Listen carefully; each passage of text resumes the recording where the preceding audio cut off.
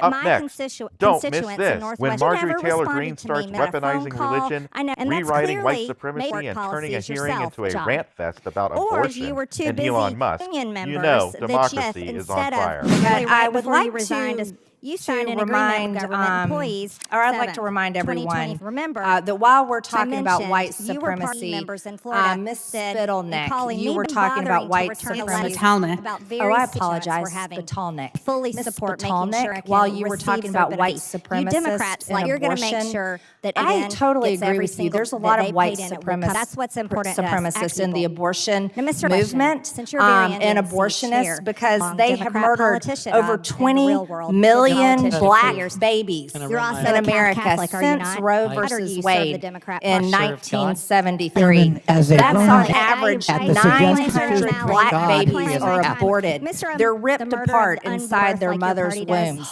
So I would agree with you. That could be labeled white supremacy, or we could just label it murder. And it should never be happening. So if you want to talk about white supremacy and the abortion movement, you should really analyze that in your human rights groups that you run as you collect donations from people with your nonprofit. Because I think that is something extremely important to talk about, is the right for those black babies to have lives as American citizens, the right for them to be born, the right for them to be given a chance to live as free Americans instead of murder. You think this is funny? Ms. Spitalnik, is this funny to you? Is babies being murdered in the womb funny to you? Because you're smirking and laughing at me right now. What's not funny are the black people and Hispanic people and Jewish people and Muslim people who have been murdered in synagogue, in church, in supermarkets, in mosques by white supremacists. Are you aware that all colored people are murdered? That is a fact. That every single color person has been murdered. That's not unusual. It's not just that people of color are murdered. White people are murdered too. Murder is not just for minorities. That may be a shock to you because you seem to dive deeply into all kinds of misinformation and seem to be uninformed yourself. But if you're going to talk about white supremacy and abortion, you need to study very hard about who the targets are. And it's not just black women, and it's not just black babies, it's Hispanics as well. And I think that's important for you to understand. And if you apparently care about human rights and you care about studying extremism, let's have a little talk about extremism, shall we? I think that's important because that's what this hearing is all about. I'd like to inform you, or maybe you don't know, maybe you do know, I doubt it. You mostly care about white supremacists and right-wing extremism. But there's quite a pattern of left-wing violent protests on college campuses to be given a chance to live as free Americans instead of a victim murder. You think this is funny? Support what they did to Miss Gaines? Is funny to you? These trans terrorists chasing her murdered in the womb. You support their movement because you're smirking and laughing at me right now.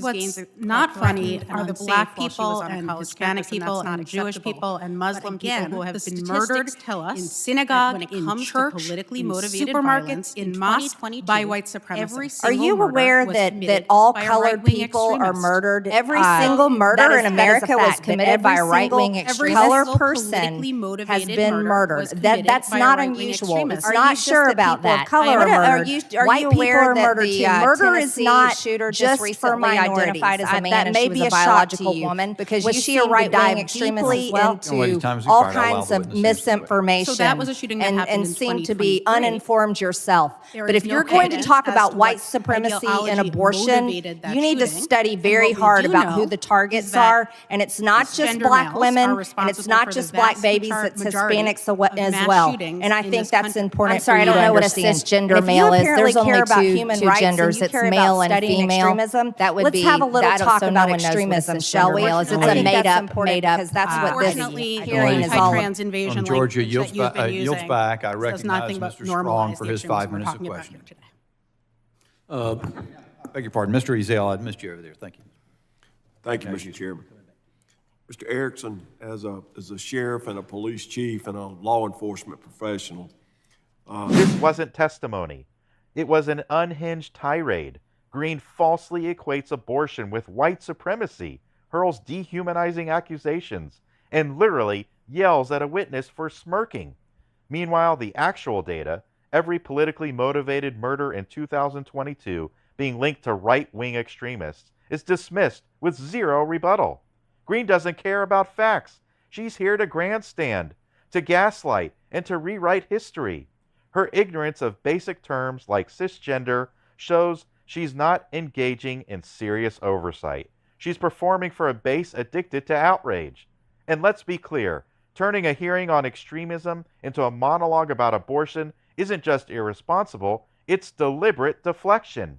And just when you think it can't get worse, Greene comes back with a vengeance, attacking Social Security, accusing officials of drinking on the job, and interrogating a Catholic about abortion and God.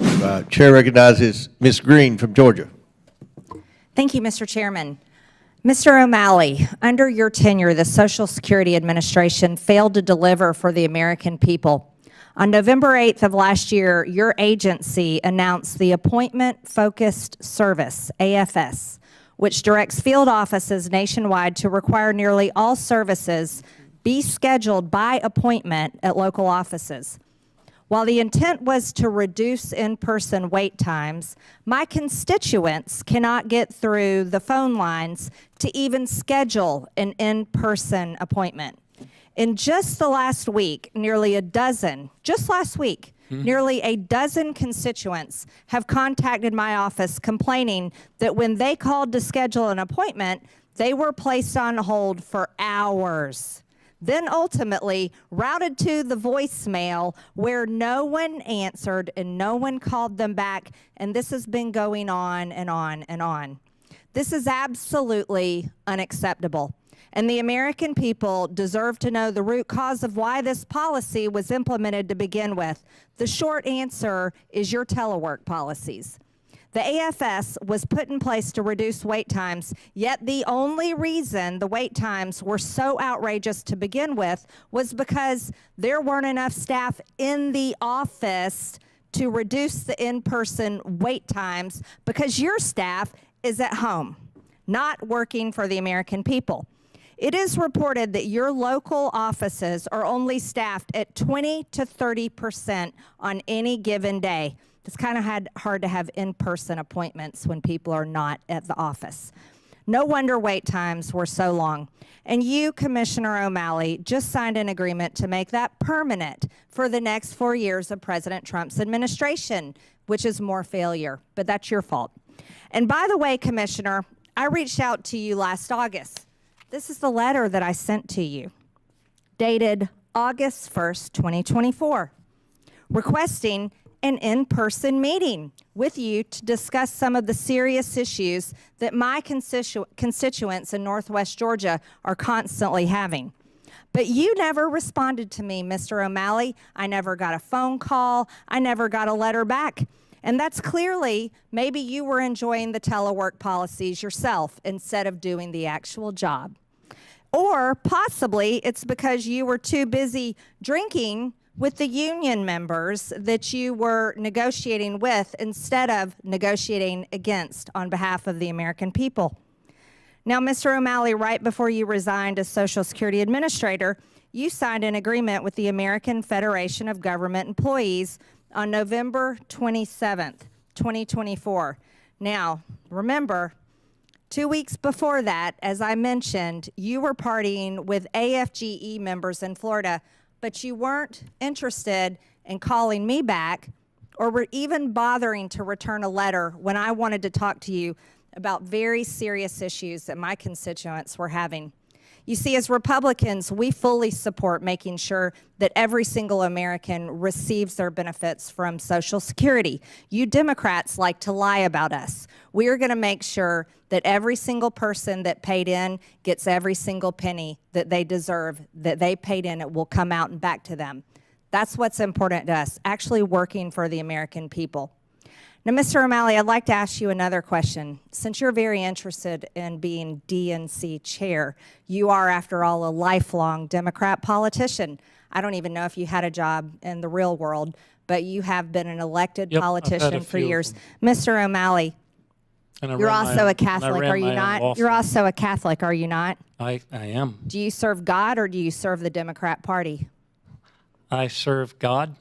Okay, then Mr. Mr. O'Malley. Chairman, as a Mr. Roman O'Malley. Catholic, I take offense I at the suggestion reclaim my that time. somebody has Mr. to choose O'Malley, between God I reclaim my and time. their service to I country reclaim as a my Catholic. time. Mr. O'Malley, will you be supporting the murder of the unborn up until the day of birth like your party does? As DNC chair, will you be supporting the murder of innocent unborn people? Is that in line with your faith in God and the Catholic Church? I trust the judgment of women and doctors over the judgment of government.